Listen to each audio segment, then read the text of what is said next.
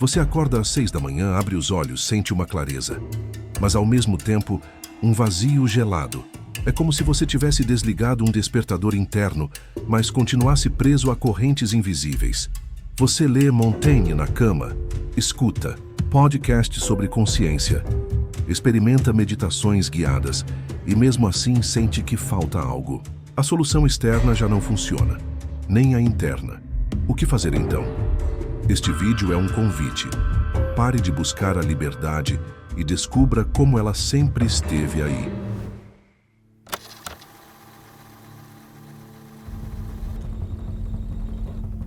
Despertar é como iniciar uma demolição controlada na sua própria mente.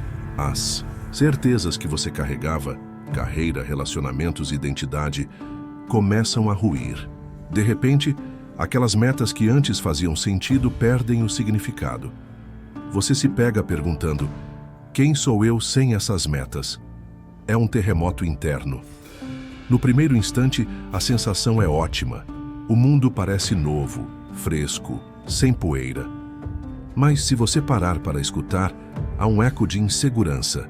É aí que muitos engatam o piloto automático de novo, agora em modo espiritualizado. Seguem gurus de Instagram, colecionam citações poéticas, avaliam níveis de consciência em si mesmo e nos outros. A cela muda de aparência, mas continua uma prisão. Você baixa um app de meditação, mas aquele app só troca uma música por outra. No fim, trocar um lugar por outro não é libertação, é mudar de gaiola. Existe uma voz que fala sempre: você está evoluindo. Você devia praticar mais mindfulness. Esse pensamento é tóxico. Ela se apresenta como guia, mas é o ego em nova roupagem. Vou chamar de comentador. Ele compara, julga, elogia e culpa. O comentador adora uma narrativa de progresso. Cada passo em direção ao autoconhecimento vira troféu. Ele faz listas. 1. Livros lidos. 2. Cursos feitos. 3. Teorias dominadas. Mas perceba, o comentador não cria liberdade, ele gera mais ruído. Em contrapartida, existe o observador. Não fala, não julga, não explica. Ele aperta pause no festival de pensamentos e apenas percebe o que acontece. Não há narrativas, só presença pura. O observador não precisa de histórias para existir.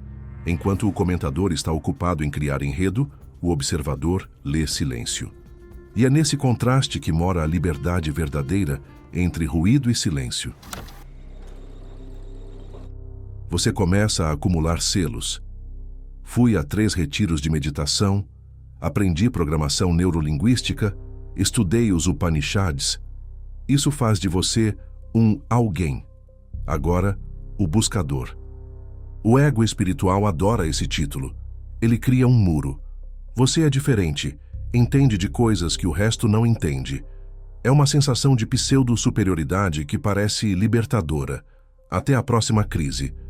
Você percebe que ainda se compara, ainda se frustra, ainda se sente insuficiente. Quantos vídeos de gurus você assistiu hoje? Quantos posts sobre desapego você salvou? Tudo isso vira coleção de tokens de identidade. E quando o comentador diz, ótimo, outro selo no currículo espiritual, você aplaude, mas não percebe a cela de troféus que ergueu em volta de si. A verdadeira saída requer rir do seu próprio ego, aceitar que ele tenta te enganar, que ele adora seu posto de iluminado em progresso. Porém, rir não significa desprezar, significa reconhecer o truque e seguir em frente, sem rótulos. Em determinado momento, o esforço de entender tudo vira exaustão. Você se cansa de teorias, cansa de analisar emoções, cansa de rotular experiências, e nesse exaustor, algo surge: o silêncio. Não o silêncio de um templo lotado de gente em silêncio fingido, o silêncio interno, profundo, onde nem o comentador ousa chegar.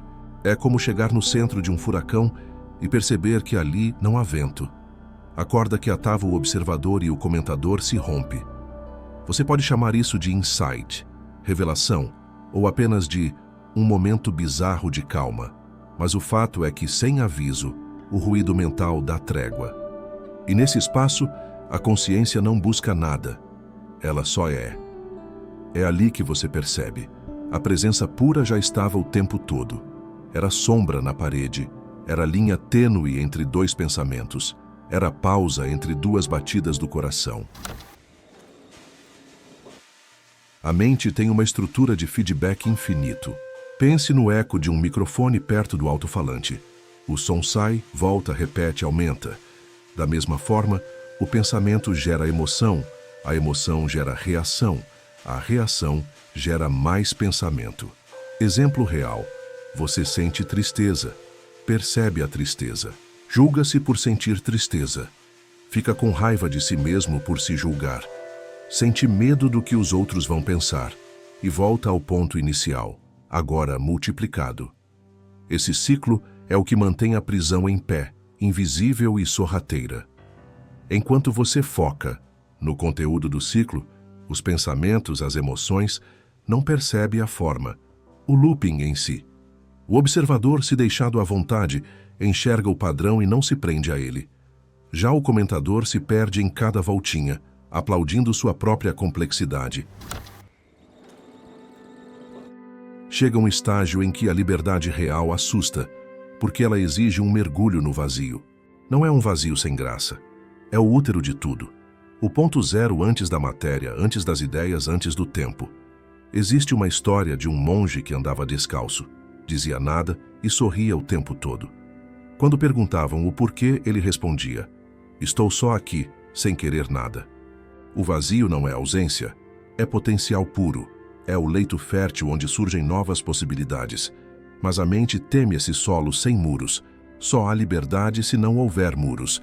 E liberdade verdadeira só habita no solo desprotegido. Quem tem medo do abismo prefere muros, mesmo que sejam mentiras confortáveis. Não existe técnica milagrosa. Não há método pronto para despertar 2.0. A chave é simples, porém difícil. Observar sem intenção, sem buscar, sem comparar, sem querer chegar lá. Quando você pratica a observação neutra, sem expectativa, o ciclo mental enfraquece. O comentador se cala por falta de atenção. E o observador emerge, não por conquista, mas por simples ausência de interferência. Se você sente que está desperto, mas ainda está preso, saiba que essa prisão é interna. Ela tem camadas, espelhos e truques. E não se desfaz com mais conhecimento. Se desfaz quando você para de lutar, para de tentar controlar, para de narrar a própria vida e simplesmente sente. Não como quem busca uma resposta, mas como quem percebe que a resposta já estava aí. Silêncio, presença e de repente nada mais a resolver.